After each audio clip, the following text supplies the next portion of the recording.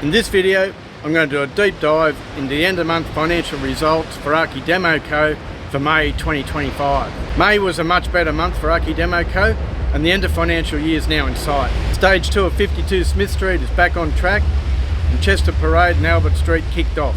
Cheap and Nasty Lawyers finished, and we've started Stage 3 of Alice Road. Anyway, sit back, grab a cuppa and enjoy the video as I pull together all the information and overlay the profit metrics framework so we can see what our next move is. The profit metrics framework provides a structured and strategic overlay so you don't miss anything when you're trying to figure out what's going on with the business. It enables us to answer three very important questions. Are we on track to meet our target? If not, why aren't things going to plan? And where are things heading in the future? But before we can get to that point, before we can even start doing our analysis, there is a bunch of things that we need to check, a bunch of work that needs to be done in the background before we can be satisfied that our results have accounting integrity and are correct. That's important because you'll never be able to work out if you're on track if you don't know where you are now. And nothing derails a board meeting quicker than reports you can't rely on. The first step is to make sure we're happy that the balance sheet is bulletproof. And after that, there's a bunch of reports we can go through to understand the relative performance in the P&L. Finally, once we're comfortable with the actual results, we want to have a good look at our forecast to give us comfort that we're going to hit our sales target, have the right amount of people to deliver the work, and we're not going to run out of cash. Once all this work's done, we'll be in a great position to have an insightful strategic discussion in the boardroom about our future goals and decide what we're going to do to keep things on track. Without having all this information and having confidence that it's right, you simply can't have these discussions. Okay, let's get into it. And the first thing we need to do is make sure that the balance sheet is bulletproof before we can be confident in any of the other numbers that we're looking at. Balance sheet reconciliation mean that we prove up or substantiate the balances by tying everything back to source documents. We go through every line item on the balance sheet and prepare a reconciliation for things like prepayments, fixed assets, loans, liabilities, all that sort of stuff.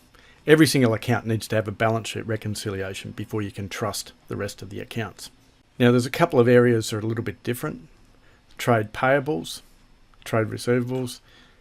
So there's a subsidiary ledger there that gives you access to these aging reports. So we look through here for anything that's stale or uncollectible and maybe has a future cash flow impact. Fixed assets, another one of those. The fixed assets, another one of those accounts. And here we were trying to tie back the written down value to the balance sheet, and we want to tie the depreciation back to the profit and loss. And then every other account on here, things like the prepayments, we'd go through there, look at things like our software licenses, our PI insurance, any subscriptions, everything that needs to be amortized over the year. We've got our director loan accounts, we tie them back. As I said before, the fixed assets, we've got our liabilities for super, PAYG. We've got a provision here for bonus. We calculate our tax provision on a year-to-date basis, less what was year-to-date the prior period. We've got accruals, staff leave provisions, GST, loans. So let's assume that we've been through here and these balance sheet recs are all good. This isn't an exercise in how to do a balance sheet rec, but more that to make the point that they're needed. And the last area on the balance sheet we need to hone in on is work in progress. So here's a breakdown of that 109,000. It's been reduced by 32,000 from last month. And that's not to do with any one particular project, more a combination of all of these. And we need to assume that for the purposes of this, we've done our project reviews. We've reviewed our cost to complete. We're happy with that. Gives us our overall cost and an objective way of measuring the percentage complete. Let's assume for these purposes that those reviews have been done and these numbers stack up. And because of that, we can be confident that that $109,000 figure for WIP is backed up by and supported by EVR calculations. Once we're happy with the balance sheet, we know that we can now trust and rely upon the P&L numbers. Now, I remind you about this every month. It's really easy to fly off on tangents and go chasing things down rabbit holes, looking for small stuff. But we really need to do a high-level swoop of everything before we can immerse ourselves in amongst that detail. And that's because this isn't an exercise in finding out why we use more imaginary pens and pencils and A4 paper than we budgeted. It's about understanding how it affects our long-term goals, what's happened now and how that affects. Does it change anything? To make it a bit easier to follow, I've colour-coded things where pink is the actual, orange is the original budget, green is our projection, and the purple is revised, where we snap off a hard code, a copy of that projection from the prior month, so we can work out what's changed since then. So the first of those summary level reports is the actual versus budget year-to-date summary. We can see for the month that we're slightly behind budget for the month, and year-to-date we're slightly ahead still at $60,000 ahead. Year-to-date revenues slightly down, but so are staff costs. And the effect of that is when we changed out a few people earlier in the year, we replace them with cheaper people, and that brings back our earning capacity.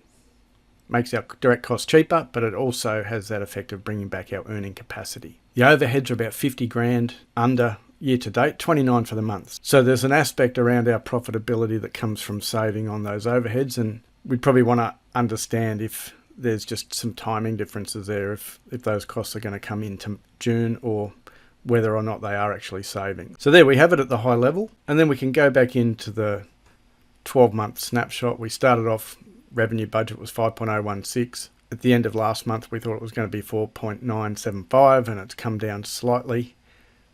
But the overall profitability projection at the moment, 607, which is $4,000 up from last month, and that's mainly come from our overhead savings. We can then go through our P&L detail and review each line item to find out what the variances are, try to classify them as being timing or permanent differences. We go through here, work out, were these things budgeted or are they in addition? Line by line, we go through the overheads. And anything that we learn doing this variance analysis can be pulled across into our forecast. And that's going to affect our rest of year, which in this case just the 1 month for June.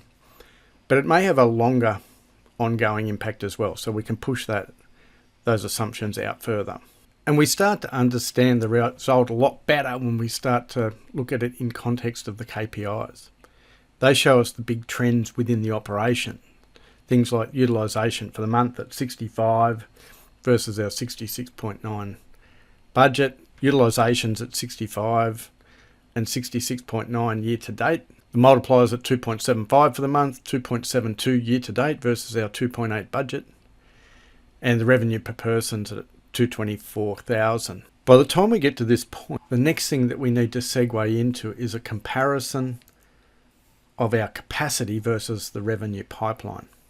So we can predict with a high degree of certainty what our capacity is to earn based on earning rate, utilisation and the staff mix. But we need to look up the sales pipeline and see how does that compare, and are there enough jobs to feed the production engine. We also want to understand what our risks are and find out if we're being too optimistic or too pessimistic. And this process can be used to build some comfort around headcount numbers into the future.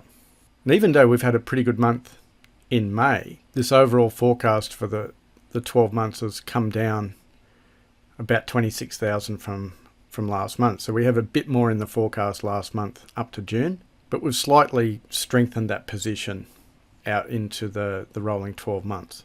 The rest of year we're expecting to only be at 2.68 versus our capacity of 2.8, and that gives us a realisation rate of about 96%. Even though June 30 is looming as a massive target because that profitability gets distributed amongst the shareholders, etc., we need to keep looking beyond it. And you can see there's still some peaks and there's still a fair amount of unsecured work. The only thing that we've got secured in that pipe going out there is Smith Street and Alice Road. So at this stage, my advice is to market like crazy and try and get some proposals in so that we can feed next year. Anyway, that's about it as far as the financial review is concerned. This is ready to button up and send out now to the directors in readiness for our board meeting so that we can have a strategic discussion about our future goals. So if you've enjoyed this video, hit the like and subscribe button Tell your friends about it. There's plenty more updates coming for Archi Demo Co in the future. And if you'd like any more information, jump on our website, www.custodianbackoffice.com, and there you'll find plenty of resources that'll help you get started with better financial management in your architecture practice. I'm David Dillon from Custodian Back Office. Thanks very much for watching.